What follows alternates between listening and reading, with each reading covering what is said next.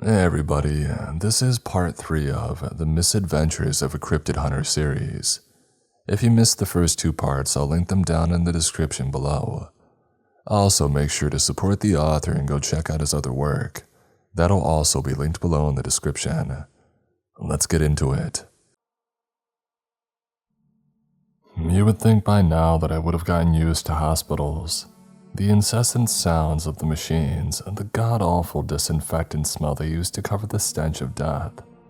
The artificially cheerful nurses who obviously can't stand you, and the astronomical prices that they charge for everything. But no, I still hate hospitals, just in case you couldn't tell. I lay in the uncomfortable bed and I stared at the white wall. I had lost track of how long I had been here. I refused to plug in my phone and it had since gone dead. I really didn't feel like talking to anyone anyway. I especially didn't want to hear from the man who doesn't exist. I needed to come up with a better name for him. I could think of several right now, but that was just because I was still mad. Wait, that's not right. I'm not mad, I'm furious, livid, indignant, incensed, outraged, enraged. Are those two the same thing? Anyway, I'm miffed, and I didn't want to hear any half-hearted apologies. Or even worse, I didn't want to hear him try to gloss over the fact that he failed and it nearly cost me my life. I had no idea how the kid was doing, and that made me even madder. One phone call would have been nice, but no, I didn't want to talk to him. The man, not Billy. I was so mad that I was confusing myself. I needed to calm down. And nothing calms me down more than spending some of my hard-earned money. I plugged in my phone and waited for the battery to charge a little, then started making phone calls. I ignored the messages as long as I could. I called contractors, vendors, and merchants. I hired a project manager and gave her precise instructions. After a few hours of spending money, I started to feel better, maybe even good enough to look at some messages. I checked the texts and they were all from the medic, all but one. She said the man knew that I wouldn't want to talk to him, so he told her to give me status updates on the kid. He had made it through surgery and was in critical but stable condition. I read the text from the man. It was right to the point. Money delivered a usual amount, and that was it. I wasn't sure what I was expecting or even what I wanted. I knew that he wasn't going to beg and plead for forgiveness. I wasn't even sure what I felt about the whole thing. Was it anger that he didn't bail me out yet again? Was it bruised ego that he didn't answer my call like I wasn't important enough? Or was it just plain fear at the reminder that one of these days he won't get here in time and that it'll be game over? I started to text back and then deleted the message and closed the phone. Aside from not knowing what to say, I figured it would drive him nuts that I had started typing and then never sent the message. I laid in bed and focused on being in pain, just like the other times that I'd been in the hospital over the last few months. I wondered how much my body could take anymore. I stared at my arms, which were completely covered in bandages all the way down to my palms. Fortunately, I was able to bend at the joints. I opened the phone and texted the medic. "Where's Tommy?" "You mean Billy," came the response. "Whatever, where is he?" "2 floors above you in critical care." "Is he allowed visitors?" "As if you care what's allowed." "Hey, no need to be sassy," I texted. "Yes, he's allowed visitors. I've been by to see him a couple of times." "Well, aren't you sweet?" "Just shut up and go see him." "Yes, sir." I smiled as I closed the phone and pressed the nurse call button. "Can I help you?" came a voice that managed to sound bored and busy at the same time. "Can you bring me a wheelchair?" "What for?" "I want to go see a friend." "I'm too busy for such nonsense." "Okay," I said and then used an app to find the hospital administrator's number. After a short conversation about how I was an investor and was tempted to buy the hospital, a wheelchair suddenly appeared in my room along with a disgruntled nurse. "Anything else, Your Majesty?" she said. "I'll push up to critical care," I said. "I'm way too busy to drive you around like some hospital Uber." "That's fine," I said, picking up the phone. "Who are you calling?" "The administrator," I said, humming lazily. "I sure hope you have your resume updated." She nearly fell over the wheelchair, dragging it over to my bed and getting me into it. "Hello?" the administrator said on the phone. "Hello again. I just wanted to tell you that I've got nurse." I glanced at her name tag. "Cheryl here, and she's being super helpful." "Well, that's great," he said. "Tell her to keep up the good work." "Will do, thanks." I smiled at her. She rolled her eyes and sighed as she pushed me up to critical care. I fainted when she took me into Billy's room. It was much darker than mine, and he had more machines than me beeping and booping and doing their part to keep him alive. I wheeled over to his bedside and studied him. There were tubes going in and out of various places, and the right side of his face was bandaged. "What did I do to you?" I said, feeling tears well up in my eyes. He stirred and glanced at me. For a long moment he didn't say or do anything. I was worried that he would blame me for everything, which of course I was to blame. I never should have hired him for this insane job. I should have retired and moved to that yacht in the middle of the ocean. He blinked hard and stared at me again. This time he smiled. "Hey boss," he said. "How you doing?" "I'm doing fine," I said, fighting back tears. "How are you?" "Oh, they had me on some stuff that's messing with my head. I keep seeing things." "Like what?" "I don't know, just weird stuff," he said. "People going in and out of the halls at all the hours of the night." "Well, yeah, that's normal," I said. "They have to keep an eye on you." "Oh, speaking of eyes," he said, making me cringe. "You should see my eye." He pressed a button so the head of his bed came up a little, making it easier for him to talk to me. "I've got this cool scar that looks like I've been in a fight with Wolverine." "Who's Wolverine?" "You're kidding, right? Only the coolest superhero." "If you say so, kid." "So when are we getting back to work?" My jaw dropped. "What are you talking about?" "You know," he said, looking around and lowering his voice. "Finding our next cryptid." "You're in a hospital bed being kept alive by machines," I said. "Your cryptid hunting days are over." "What? Why?" he said with disappointment glittering in his eye. "Because I was wrong. I don't need somebody helping me to do this. I need to retire." "No way, just when I get started." "Yeah, nearly get ended at the same time."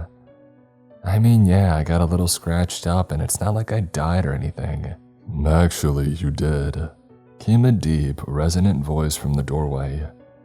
I turned and in walked a tall man in a lab coat who exuded confidence with every step. "You were dead for 36 seconds while we were working on you," the man said, stopping at the end of the bed, picking up a clipboard and glancing at it. So Dolores was right, I said to myself more than anyone. "Who's Dolores?" Billy said. That's not important right now. The doctor is right, you could have died and you did die." "But I'm not dead," Billy said. "They brought me back and I'm ready to go." And Billy tried to sit up straighter but winced in pain and settled back.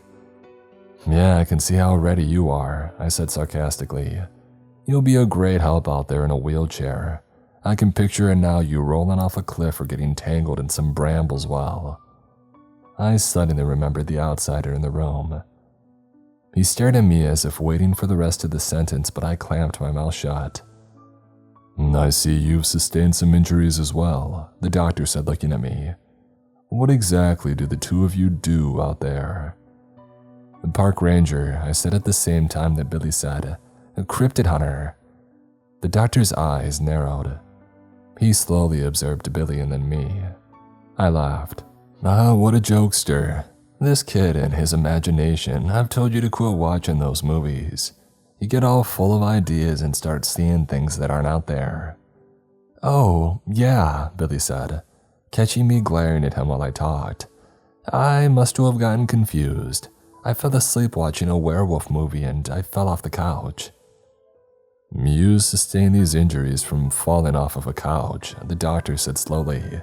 Yep, Billy said, nodding hesitantly as if trying to convince himself. I chuckled nervously. No, of course he didn't, I said. We were out on a trail when an animal had attacked. A werewolf, the doctor said. No, I said at the same time that Billy said, yes. I shot him another glare. I meant that it was a wolf that attacked and I wasn't sure where it came from, Billy said. Nice save, I thought.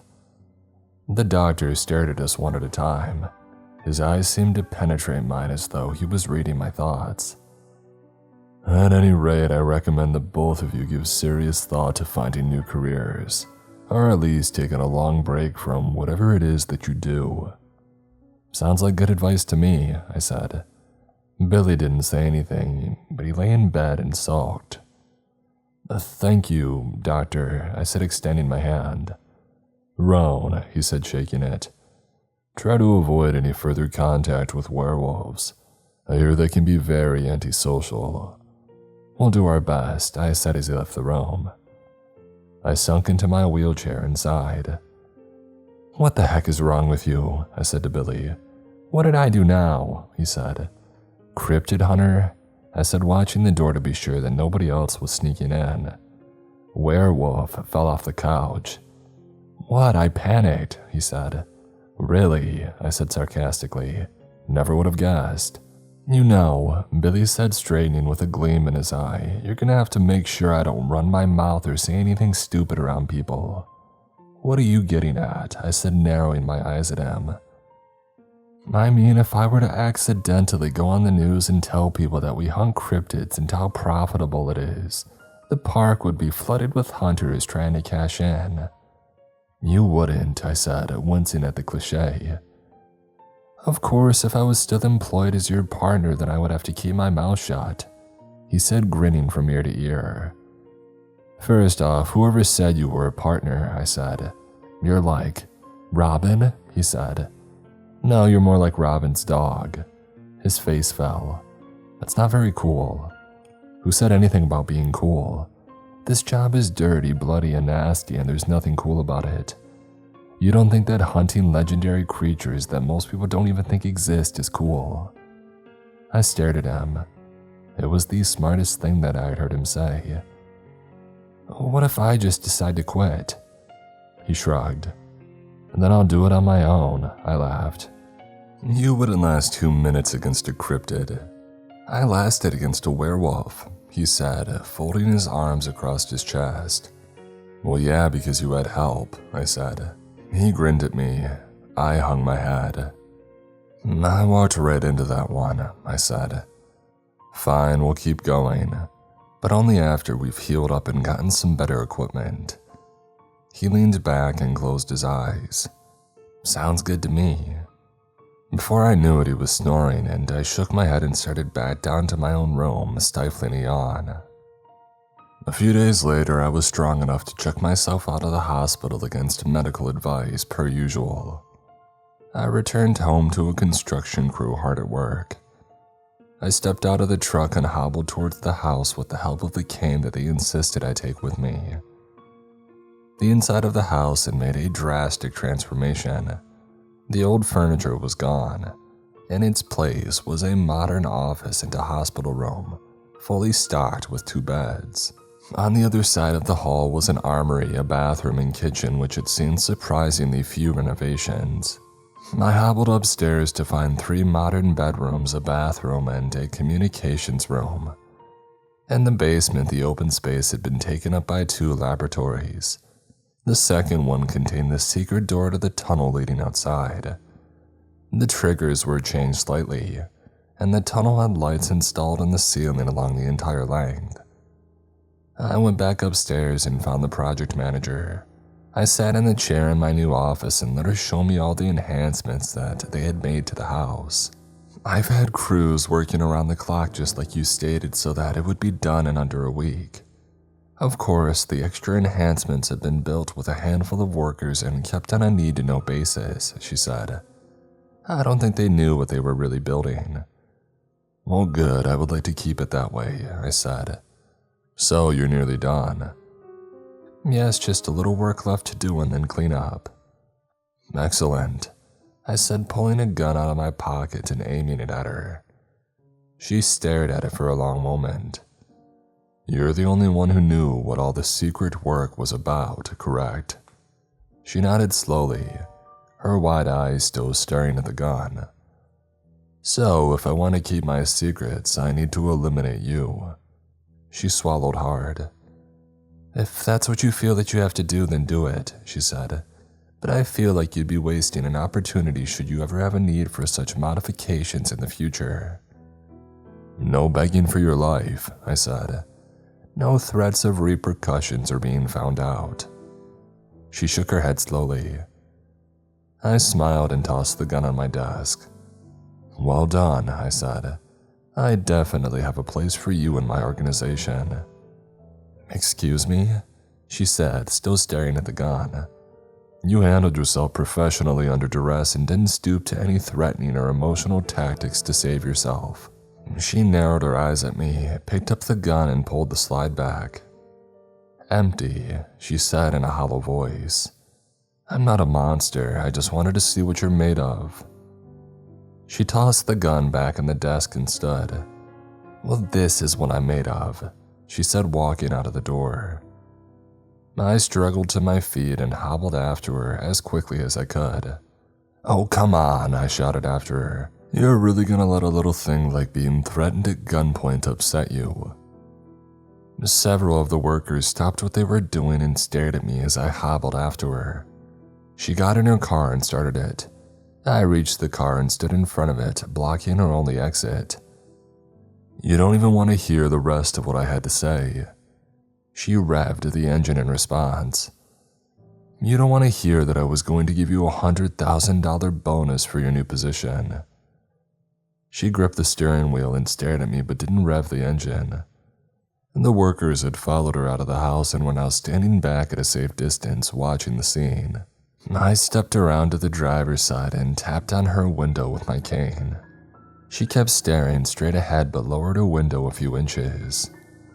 Is that a yes? I said, leaning down.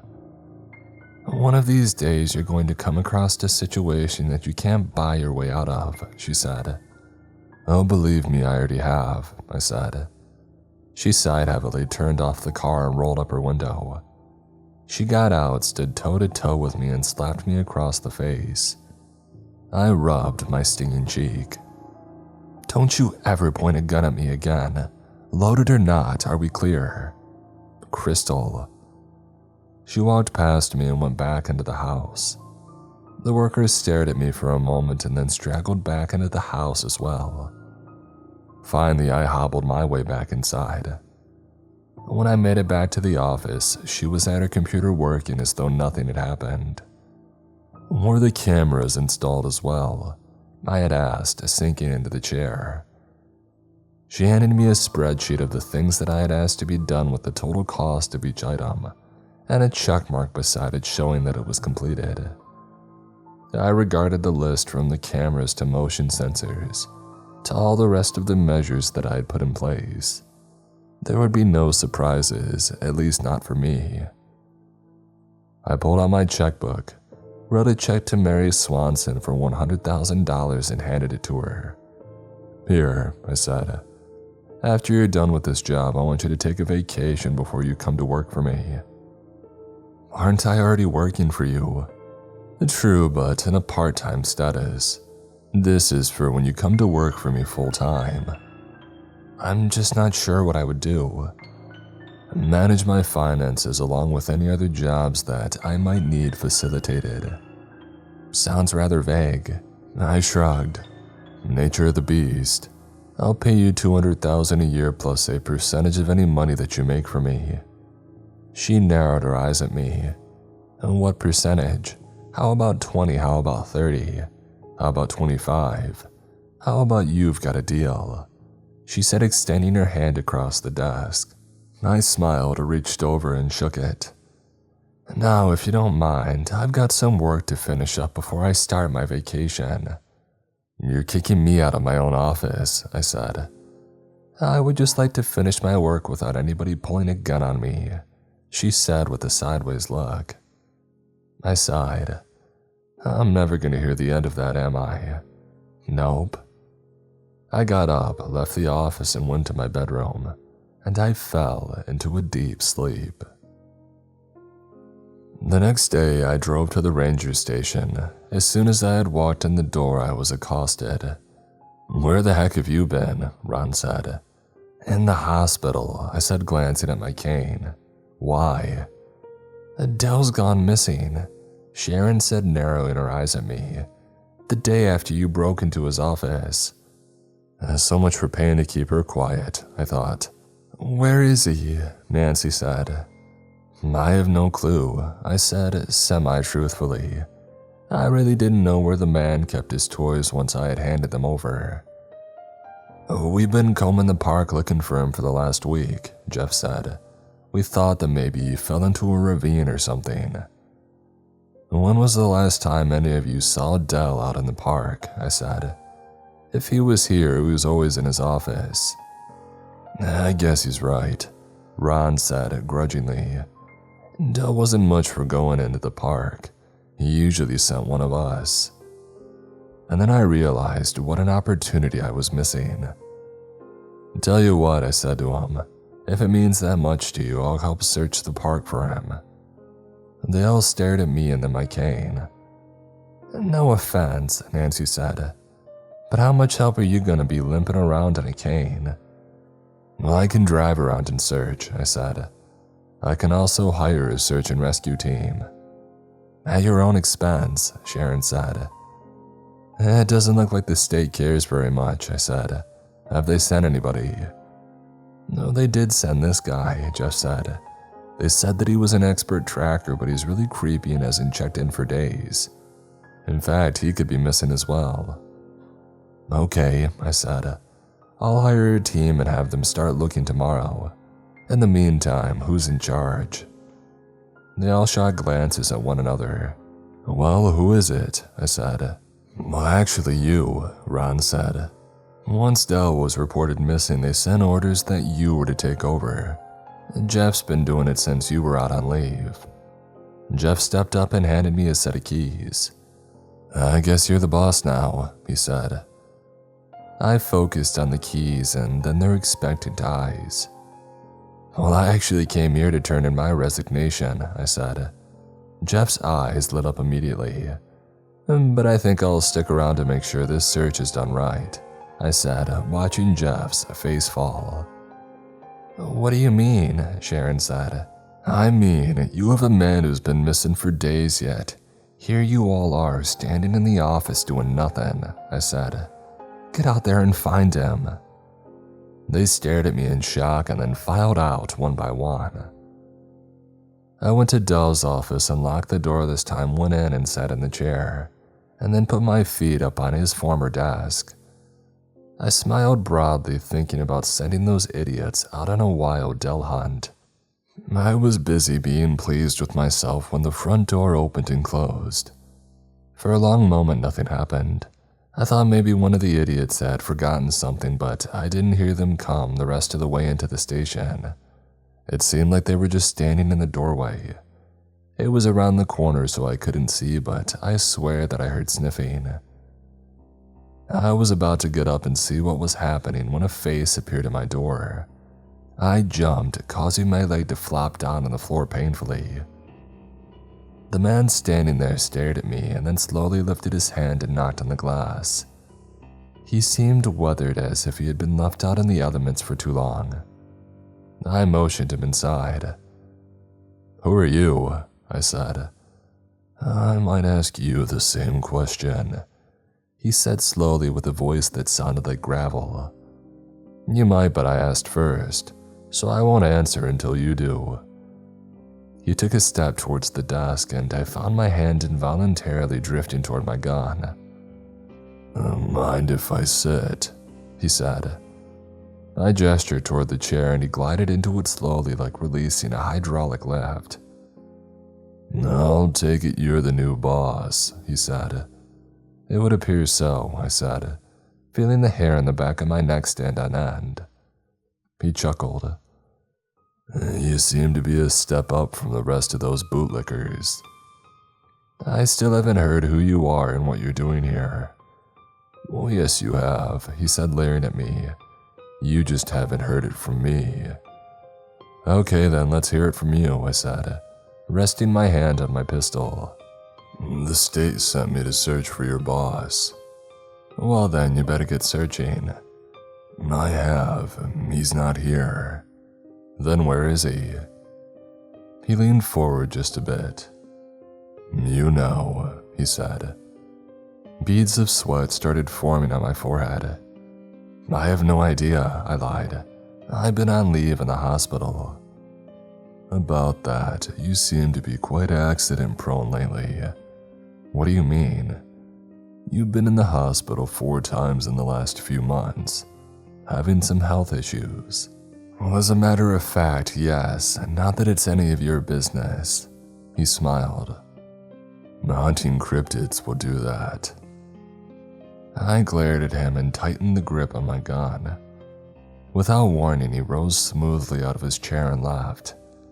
I turned and stared out the window to see which vehicle he got into, but he was gone. I released my white knuckles from the gun and then pulled out a handkerchief and wiped my forehead. Did that really happen? I thought. I slammed on the brakes and the dust cloud that had been following my truck continued on in front as I got out, hobbled to the small stone house, and I knocked on the door. It opened and I proceeded inside, knowing that I wouldn't find my host behind the door. Dolores, I called out. What's wrong? She said from behind me, causing me to do a painful little dance of fright.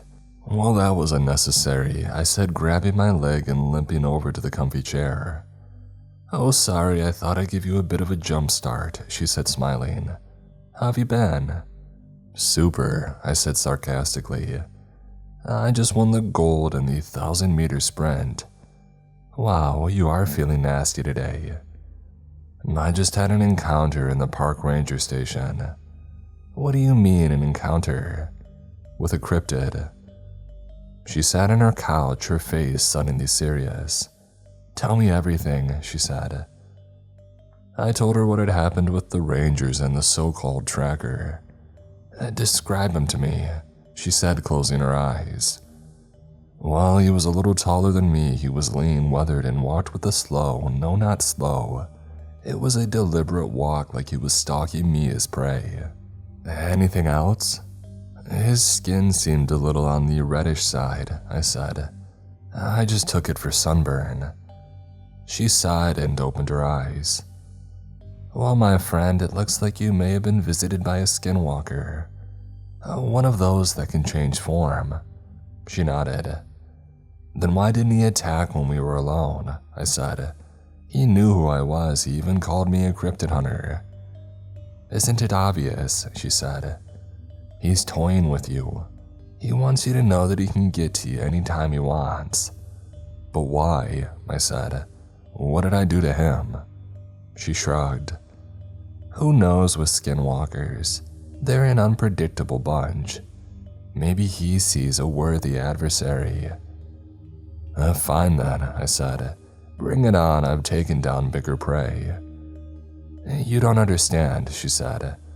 It's not like those soldiers that you stumbled across. This creature is hunting you. He's on high alert, probably watching your every move. There's literally no place you can go that he won't find you. He probably knows that you're here right now. The panicked look in my eye lasted for a second before morphing into determination. Fine, I'll just go hole up and wait for him to come to me. She shook her head. You're not dealing with some dumb animal that will blunder into one of your traps. This is an alpha predator. The fact that he's still alive shows that he has skill at concealing himself. I leaned back in my seat, unaware that I had been sitting on the edge. So, what do? I said. I don't know. We sat there in silence for a handful of moments before I painfully rose out of the chair and started for the door. What are you going to do? She said. I don't know, I said. I'll figure something out, I always do. I shot her a smile that was meant to be cute and disarming, but I knew it didn't reach my eyes. She smiled back, but it was full of worry. I stepped out of the house and something felt wrong. It was in the air.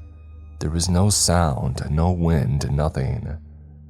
It felt like nature was holding its breath, waiting to see what was about to happen. I stepped toward the truck, hand on my pistol, looking all around for whatever unnatural thing was lurking about. And I saw the most disturbing thing that I could see. Nothing. I stepped over to my truck, checking around the side before approaching the door. It was covered in dirt from the drive here. And when I reached for the latch, I saw it. Right in the middle of the door was a large paw print. I whipped around, gun in hand, knowing with every ounce of instinct in me that he was standing behind me waiting to strike. But nothing was there. I aimed the gun around, breathing hard, but there was nothing. I slowly backed into the truck, closed and locked the door, and then drove home like a bat out of the place. I pulled in and slid to a stop right in front of my project manager. "What the heck?" she said, dusting herself off. I jumped out of the truck and nearly fell, and then turned back and grabbed my cane. "Are all the security measures up and working?" I said, limping into the house as fast as I could. "Yes, they can be enabled whenever you want to test them," she said, trying to keep up with me. "Turn them on, all of them, right now," I said. "There are still workers in a couple of areas cleaning up. They could get caught in the traps. Then get them out and turn on my security." She grabbed my arm and turned me around to face her, almost making me fall. "What's going on?" she said, looking deeply into my eyes. "You don't want to know," I said, heading for the basement. I went into the second lab and triggered the secret door. I hobbled at a blistering pace to the end of the tunnel. When I got there, I made sure that the lock was secure, and then I breathed a sigh of relief as I made my way back to the lab a little slower than I had entered. When I closed the secret entrance and came out of the lab, she was there waiting for me, arms folded across her chest. "Everybody's out and everything's turned on," she said. "Now tell me what's happening." "Listen, Marie, may I call you Marie?" I said. "Miss Swanson will do," she said coldly. "Right, Miss Swanson. I can't tell you what's going on, but I can tell you that I'm in a considerable amount of danger. And if you don't leave immediately, you will be in danger as well." She shot me a skeptical look. "Is this another test?" she said. "I promise you on all that's holy it's not," I said, holding up my right hand. "You need to leave right now." She stood as still as a statue. "Okay, if I wasn't nursing a gimp leg, I would pick you up and carry you to your car," I said. "You're not understanding how serious this situation is."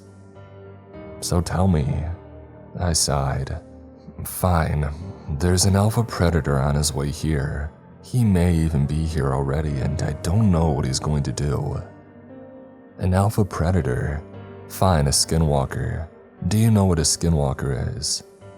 "Yes," she said with a far-off look. "So you know how dangerous it is, and you need to leave." She turned without a word and disappeared up the stairs. I followed and watched as she bolted out of the door and into her car and left a trail of dust on the way down the long driveway.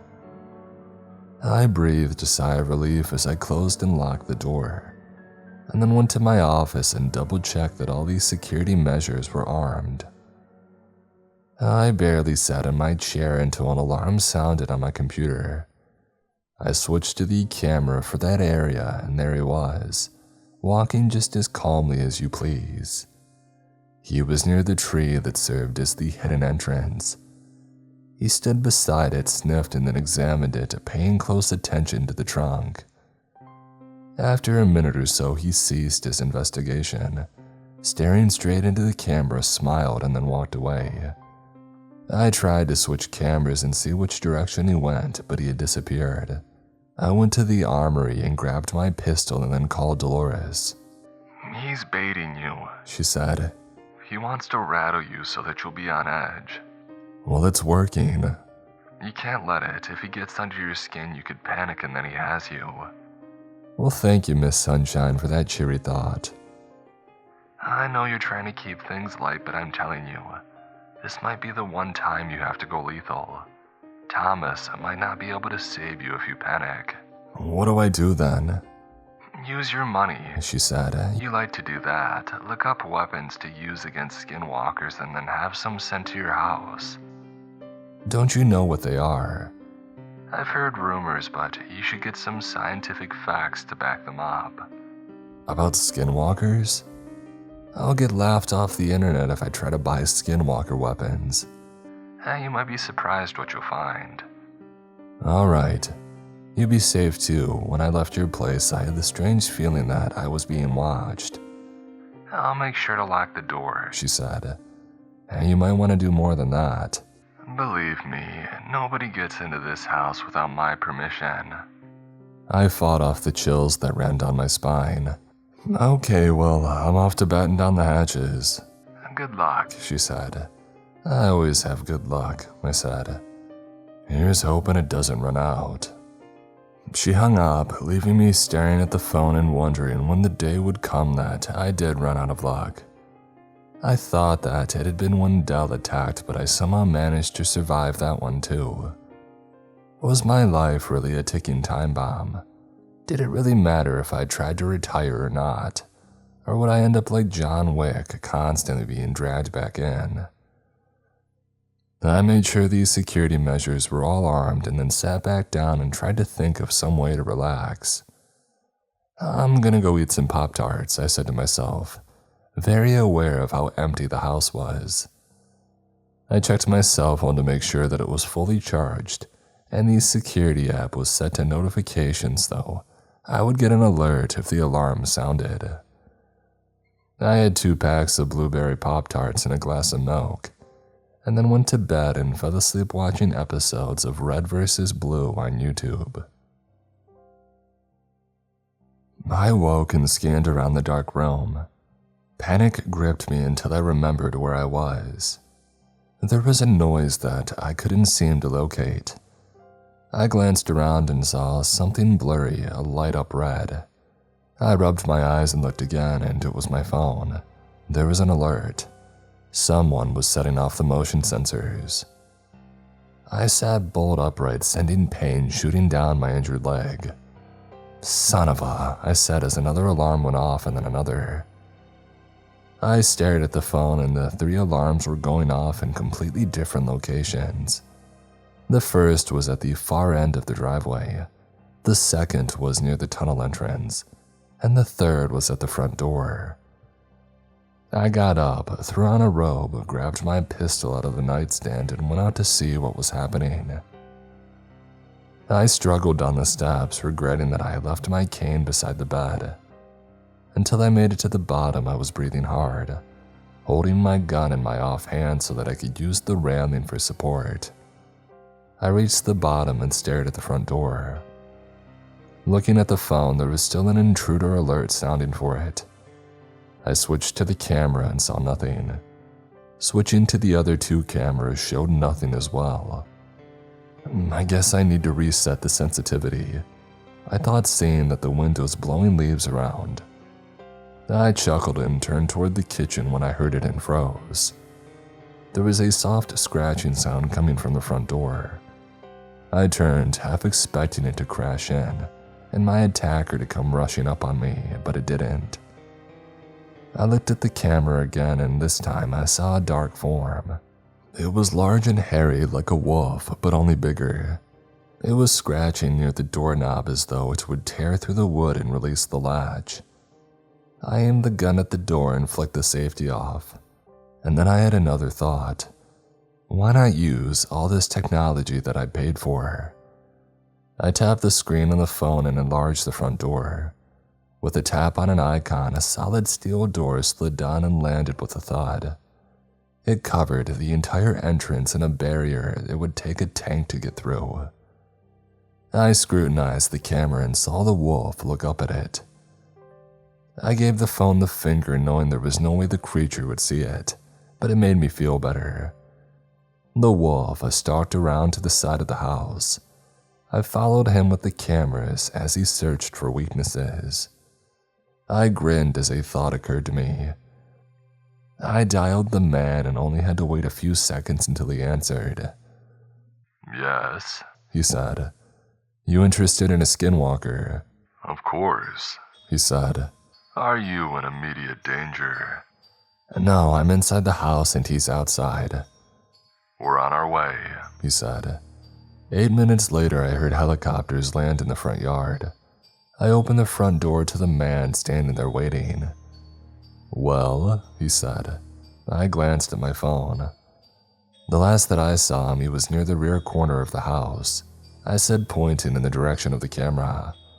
The man flicked his fingers and 4 soldiers disappeared around either side of the house, moving silently. So does this mean we're on speaking terms again, the man said. Don't get too cocky, I said with a grin. Let's see how this goes. I could see the edge of his mouth starting to rise into a grin when the soldiers returned. No sign, sir, the lead soldier said. His mouth curved downward. Did you check the field? Yes, sir, no sign. He turned toward me and all traces of humor or lightheartedness were gone. So, this was a prank, a little payback for being late. No, I swear it was there, I said, involuntarily taking a step back at the ferocity of his emotional change. I scrolled through the cameras until I reached the front door and then rewound the video. See, here it is, I said, showing the video of the wolf at the door. He observed the video and then glared at me.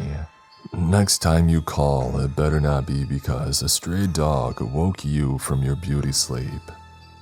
He turned and stormed out the front door, followed closely by the soldiers. Within a minute, they were gone. The only thing left was the wind current from their chopper blades.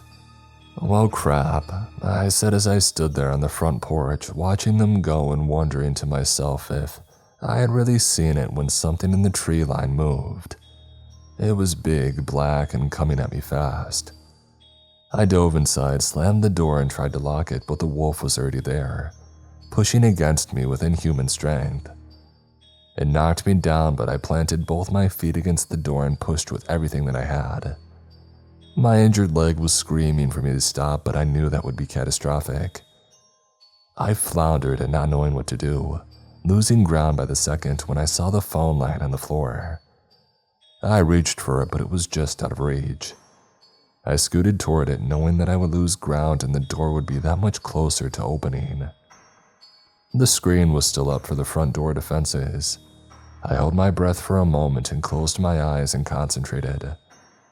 I rolled away from the door at the same time that I pressed the button. The wolf used his strength to lunge inside at the same time that the steel door came slamming down. It destroyed the wooden front door, just missing my injured leg and slamming into the wolf's back, pinning him to the floor. I sat up and spotted the now trapped wolf, still snarling and tearing at the floor trying to get inside. I painfully rose and pulled out my gun. Oh well, I said, aiming at the wolf's head. I won't get paid, but I won't have to worry about you either. I pulled the trigger. The wolf howled in pain but kept coming. I stared at the gun as if it was the problem. If at first you don't succeed, try again. I pulled the trigger every time I said try, but he was still coming. I went for broke and unloaded the clip into him, but it only seemed to make him madder. In fact, he was inching his way inside. Time to go, I said, hobbling towards the basement door. I had just made it to the bottom of the steps when I heard the steel door thump against the floor. Gotta move, I told myself, pushing my injured leg to its limit as I ran to the second lab. The basement door exploded as I opened the secret entrance. I just got a glimpse of the wolf as the door began to shut. Come on, I yelled, willing the door to close faster. It shut as I heard a thump against it that shook the wall. I pressed a button on the phone that closed the lab door and locked it, and then I started walking down the long tunnel and back to the house. I was greeted by the metal security door. I tapped an icon and the door slid back up into the wall. There was no front door left, only splinters. I stepped down the basement stairs and came to the second lab. The walls had been ripped to shreds in places near the doors, but the reinforced steel bars that were hidden behind the drywall did their job of keeping him inside. I peeked in through one of the holes and the wolf snarled at me, clawing out through the exposed drywall toward me, but I was back far enough to be out of reach. I stood there watching him. After a while, he settled down and realized that he couldn't get to me. He laid down and transformed back into his human form.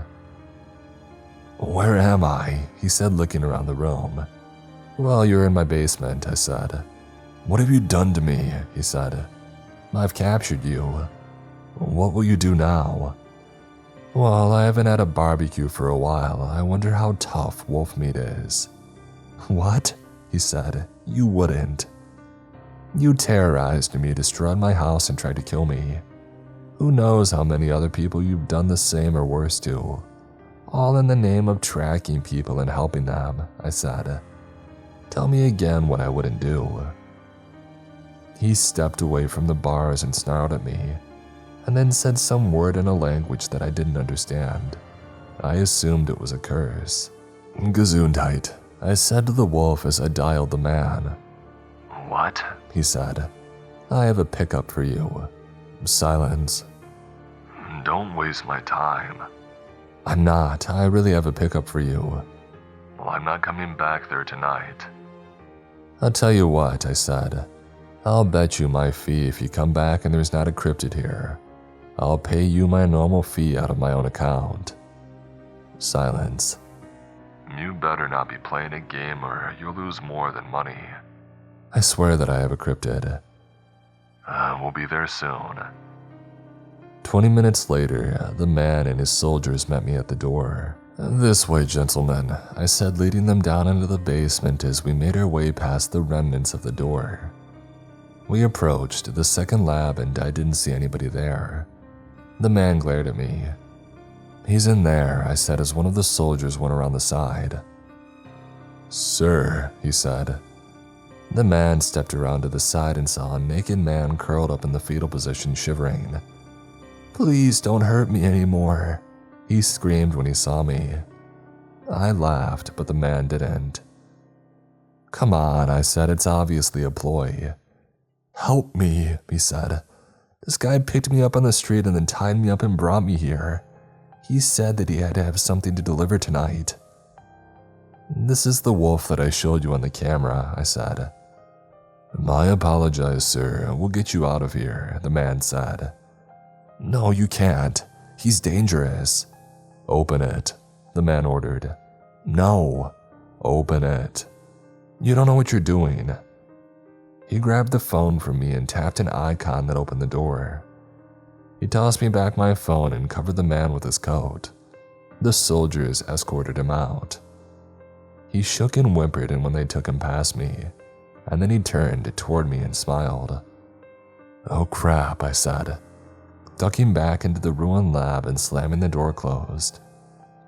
I watched in horror as he transformed back into the wolf and slashed at the soldier helping him. The room exploded into bedlam as soldiers were caught in their own line of sight. They couldn't fire at him for fear of hitting their own man. In the meantime, the wolf already had 2 soldiers down and was holding the man by his throat. The soldiers outflanked him and fired into his side, but it was no good. He roared in pain but didn't go down. They fired tranquilizer darts into him, but they were ineffective to his wolf form. The man struggled against him, punching and kicking like a man possessed. He managed to break free but received a vicious slash across his throat as payment. He went down hard. I saw him holding his throat as he lay on the floor with a puddle of blood rapidly expanding under him. I had to do something. I scrolled through my phone and searched the park ranger's database. After what seemed like forever but was probably only a few seconds, I found the information that I needed. Tokala Laffy, I screamed at the top of my lungs. The wolf froze. As if in slow motion, he toppled over and lay still. I opened the door and hobbled over to the man. He was awake but unable to speak. "You two," I said, pointing at two relatively uninjured soldiers. "Get him back in the lab." I pointed at the wolf that was barely breathing. They dragged him back inside and dropped him none too gently, and then came out and locked the door. "We need to get him to a hospital," one of the soldiers said, hovering over the man. "No time," I said. "Follow me." They picked him up and followed along as we went upstairs into the end of the hall where the room was set up like a hospital room. The medic who had followed along with us took over. "Do you have any plasma?" she said, trying to patch the wound that was still spouting blood. "Over here," I showed her. She worked like a woman possessed, ordering soldiers to assist her. I stayed in the background, out of the way but accessible if they needed to know where anything was. In the meantime, two of the other injured soldiers were brought up and tended to. I sat in a chair, not realizing just how tired I was, and I fell asleep. Sometime later, I was awakened by a gentle nudge. I looked up into the tired eyes of the medic. "How is he?" I said. "He's resting. He'll make it, thanks to you." "Hey, you're the one who deserves the credit," I said. "No, he never would have made it to the hospital if you hadn't had these supplies here. Anyway, the guys and I are kind of hungry. Do you mind if we raid your fridge?" "Not at all," I said.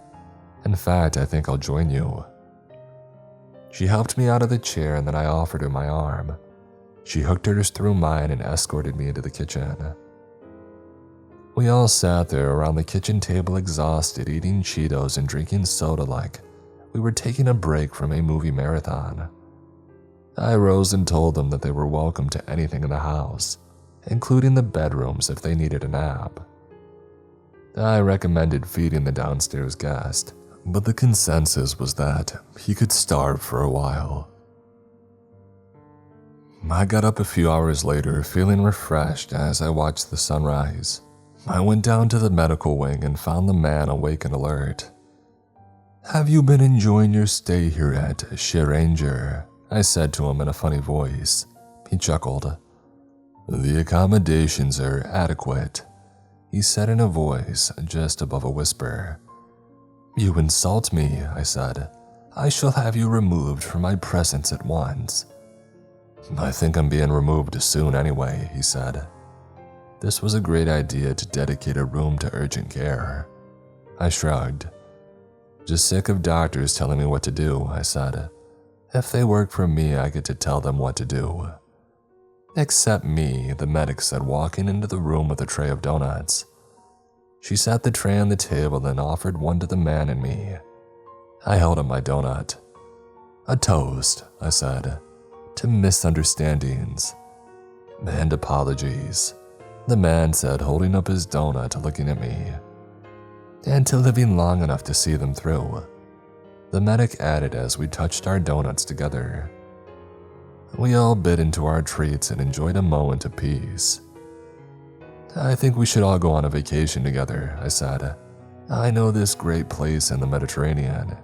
"As tempting as that is," the man said, "you know you're not my only hunter. I have to be on call 24/7 for when they need me." "God only knows what would happen if you didn't show up when one called," I said. "God only knows," he agreed. "Just to be sure, we're good, aren't we?" I said. He held up his hand and I shook it. "We're better than good. I owe you my life." I smiled. "Dang straight." We all chuckled. "Just out of curiosity, how did you stop him?" "Oh, I said his name. It's a Skinwalker thing. If you say their name, it hurts them or they lose power or something like that." "But how did you know his name?" the medic asked. "Oh, I searched it on my phone," I said. "He was sent by the park ranger service, so all I had to do was see who was on assignment at our station.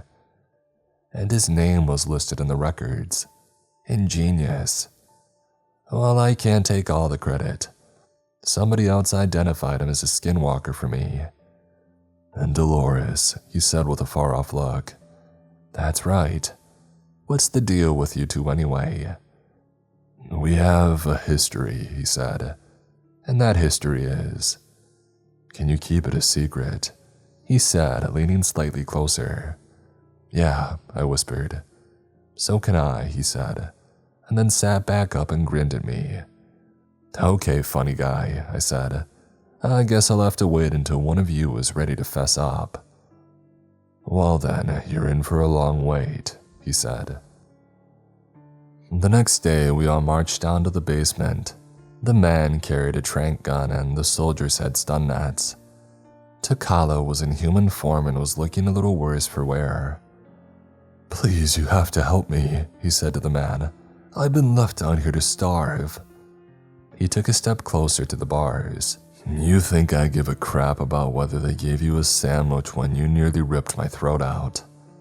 But this is mistreatment. You can't get away with this. I can get away with whatever I want, the man said. And guess what? You're going to be a guest at my facility from now on. Takala cringed as he stared at the gun. The man glanced from him to me. Would you like to do the honors? He said, offering me the gun. Absolutely, I said, taking it from him. Any last words? What? What's in that gun? You can't just kill me in captivity. I'll notify the Humane Society. I aimed and shot him in the crotch. He doubled over, squealing in pain for a long moment and then fell silent. Whoops, did I do that? I said. 15 minutes later, I watched as the 2 helicopters flew away. I dialed my travel agent and booked the first flight to Venice.